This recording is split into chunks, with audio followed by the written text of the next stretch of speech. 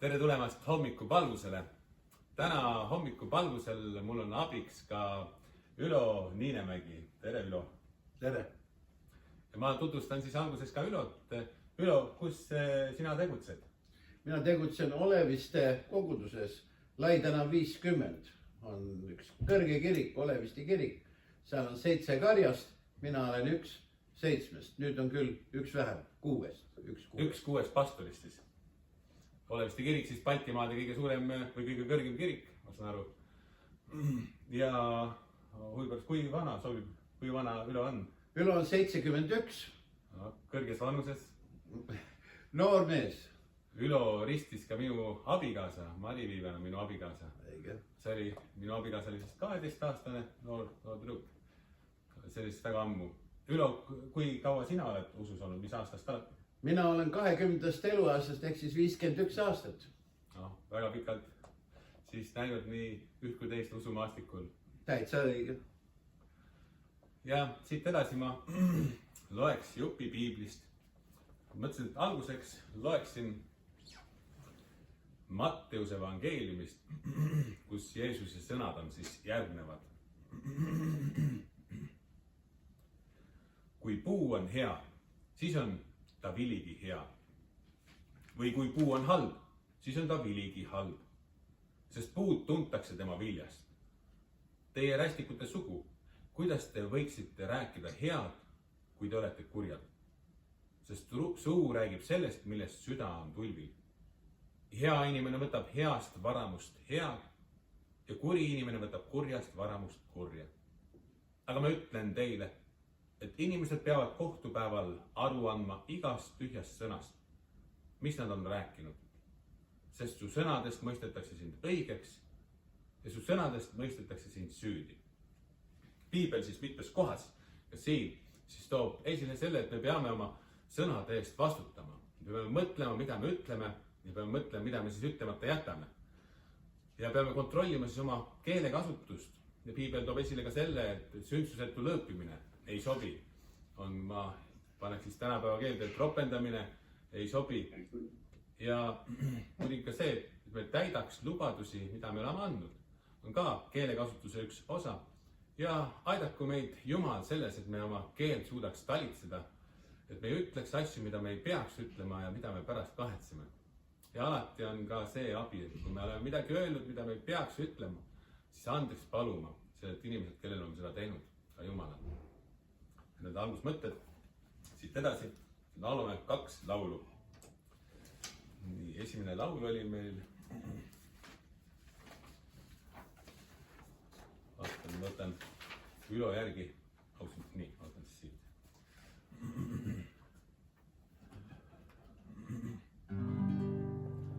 Ausu nimele maal, mis nii külluslik, kus voolab su rikkus kõik. Ausu nimele, kui ka satuksin kõrbesse, kui ka kõnniksin surmade. Ausu nimele. Iga õnnistuse eest ma, issand, kiidan sind. Kui ka pimedus mind ründab, ikka laulan nii, austus sinu nimele, ausu nimele. Austus sinu nimele, austus issand sinu nimele. Ausu nimele, kui mind paitab su päikene, kui kõik maailm on nii, kuis peab. Ausu nimele, ka siis, kui tee on nokkane, kuigi ohver mul valu teeb. Ausu nimele. Iga õnnistuse eest ma, issand, kiidan sind.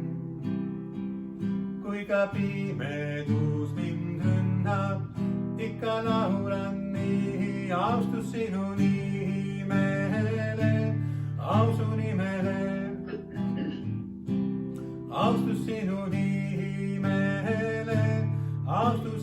sinu nimele, nii ustav oled sa, nii ustav oled sa. Kogu südamest toon au su nimele, austus sinu nimele, au su nimele, austus sinu nimele, austus issand sinu nimele.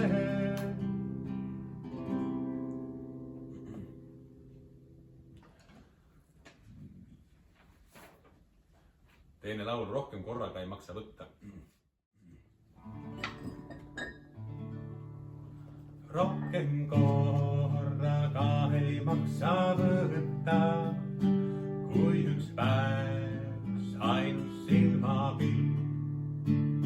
Olen õnnelik, ei ta mind jäta, kõikjal saadab mind ta armupill. Ta on tõotat ikka muret kanda, igal ajal oma lastes. Lubab kõik, mis vaja mulle anda, ta võib päästa iga häda eest. Rohkem korraga ei maksa võtta, kui üks päevs ainus silmapill. Isa sülle tahan muremata, tema teab ja tema suudab kõik. Kui ma kuskilt poolt ei leia abi, tume tulevik on minu ees. Isa käsi viib mind kõigest läbi, see mu ainus lootus häda sees. Rohkem korraga ei maksa võtta, kui üks päev, üks ainus silmapill. Isa sõna seisab kõikumata, tema arm on kindel varjupaik. Jää nüüd üsna vaikseks minu süda, ära enam nõnda mures käi. Tema peale südames sa looda, ei sind Jumal unustada või. Sellised ilusad laulud siia algusesse. Siin laua peal on piibel, selline suur Ülo piibel. Ma enne Ülolt küsisin, kui vana see piibel on. Kui vana piibel see oli? 1999 on see siis minul alates sellest ajast, aga trükitud on ta paar aastat varem, 97 Koreas.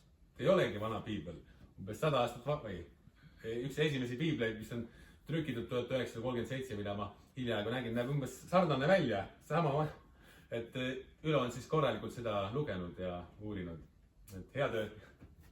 Aga nüüd Ülo jagab siis tänast sõna. Tervist ja Jumala head ligiolu seal, kus iial te praegu olete.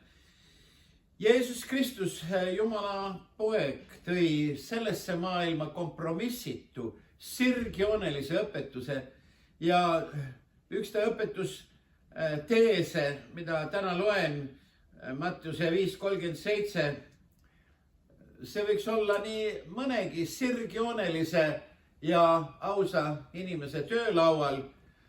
Nimelt seal Galilea kaldal peetud kõnes ütleb Jeesus, iga teie jah, olgu jah ja iga ei, olgu ei. Aga mis on üle selle? See on kurjast.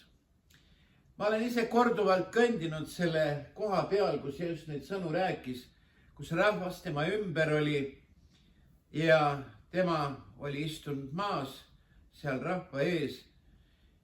Ja siin Jeesus õpetab, et inimene on vastutav talle vande või lubaduse eest, mis ta on andnud. Kui keegi on öelnud jah, siis see peaks olema jah. Ja kui keegi on öelnud ei, siis see peaks olema ei. Ja nii peaksime ka meie olema kompromissitud, sirgjoonelised. on elukutseid, kus see nõue on väga tähtis. Maailm meie ümber aga on täis näiteid, kus inimesed lähevad järjest kaugemale kompromissides. Loeme seda lehtedest. Täna ma jagan teiega üht vana vene mõistujuttu ehk tähendamissõna. Kütt tõstab üles vintpüssi, seab sihikule otse tema ees oleva suure pruuni karu. Just päästikuse vajutamise hetkel hakkab karu rääkima pehme ja maheda häälega. Kas ei oleks parem enne rääkida, kui sa tulistad? Mida sa tahad? Räägime sellest pisut. Lastes vintpüssi toru alla, küsis kütt. Mul on karusnahksed kasukat vaja. Hästi, ütles karu. Me võime selle üle läbi rääkida. Minul on jälle üht korralikku kõhutäit vaja, nii et arutame, kas me jõuaks kompromissini. Ja nii nad istusid maha ja alustasid läbirääkimisi. Mõne aja möödudes jalutas karu üksinda sündmuskohalt minema. Läbirääkimised osutusid edukateks. Karu sai oma kõhu korralikult täis ja kütt sai omale karusnahkse kasuka.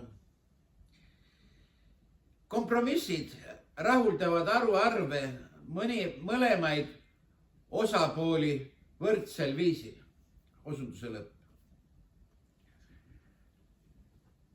Algristi koguduse apostel Paulus kirjutab oma teises kirjas sadamalinna Korintuse rahvale oma elu põhimõtetest. Teise Korintuse 1, 17-19. Ja ta ütleb, tahtes nüüd seda, kas ma ei toiminud ehk kergemeelselt.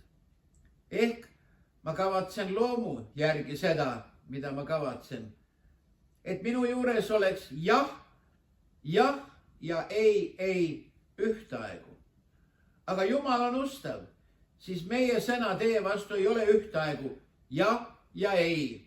Sest Jumala poeg Jeesus Kristus, keda meie, mina, Silvanus ja Timoteus oleme teie seas kuulutanud, ei olnud jah ja ei, vaid temas oli jah. See, kes jõuluööl maa peale tuli, temas oli jah. See, kes Galilea lainetel kõndis, temas oli jah, kes äratas surnuid üles, kes andis pimedatele nägemise, kurtidele kuulmise, temas oli jah. Kõikjal, kus ta ütles, su patud on sulle andeks antud, temas oli jah. Ameerika Ühendriikide kohtusüsteemis on siit saadik kasutusel üks meetod, kus kohtusaalis enne tunnistuse andmist pannakse käsi piibli peale. Ja siis sel hetkel, kui see käsi on pandud, siis inimene ütleb, et see, mida ta nüüd ütleb, tema tunnistus on tõsi.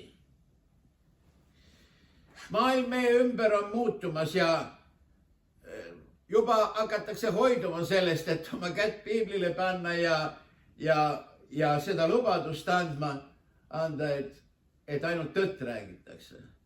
Aga selles maailmas on nii väga vaja neid, kes tõtt räägivad. Me näeme meie ümber kompromisse, valesid, valerääkimist, tõepähe, valgeid valesid, petmist, sohki, kelmuseid, ärakasutamist, peenikeses kirjas lepingupunktide mitte tutvustamist osapooltele.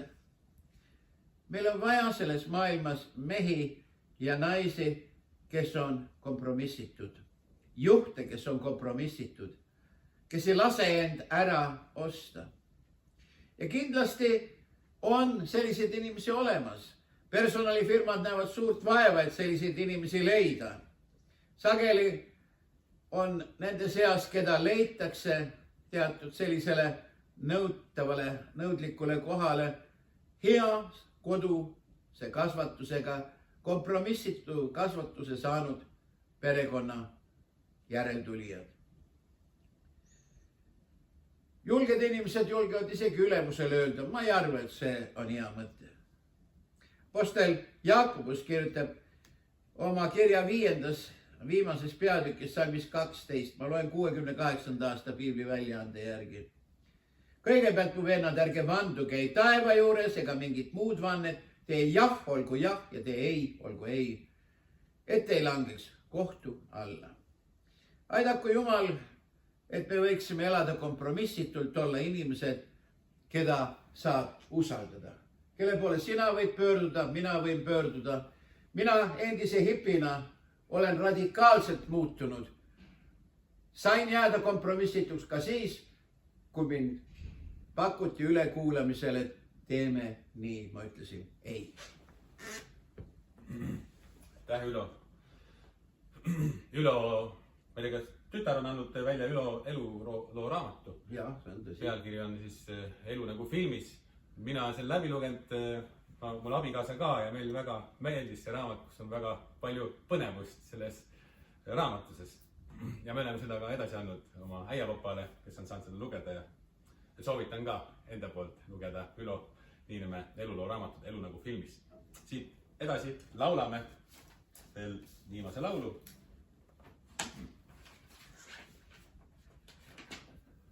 Ma tahan laulda sulle tänuviisi. Ma tahan laulda sulle tänuviis. Sind ülistan, sest sina oled hea. Su poole nüüd ma palvestan käin. Muule kiitu sinu vägevu. Laulan halleluuja, halleluuja. Kiitus tänu sinule. Laulan halleluuja, halleluuja. Kiitus tänu sinule. Ma tahan laulda sulle tänuviis. Sind ülistan, sest sina oled hea. Su poole nüüd ma palvestan käin. Muuled kiitus sinu vägevu. Laulan halleluuja, halleluuja. Kiitus tänu sinule. Laulan halleluuja, halleluuja. Kiitus tänu sinule. Nüüd on jäänud veel paluda meie isa palve ühiselt selle palvesse. Meie isa, kes sa oled taevas, pühitsetud olgu sinu nimi. Sinu riik tulgu, sinu tahtmine sündigu, nagu taevas, nõnda ka maa peal. Meie igapäevast leiba anna meile tänapäev ja anna meile andeks meie võlad, nagu meegi andeks anname oma võlglastele. Ja ära saada meid kiusatusse, vaid päästa meid ära kurjast, sest sinu päralt on riik ja vägi ja au igavesti. Aamen. Ja ma annan edasi Jumala õnnistuse. Issand, õnnistagu meid ja hoidku meid. Issand, lasku oma pale paista meie peale ja olgu meile aruline. Issand, tõstku oma pale meie üle ja andku meile oma rahu, Jumala isa, poja ja pühavaimu nimel. Aamen.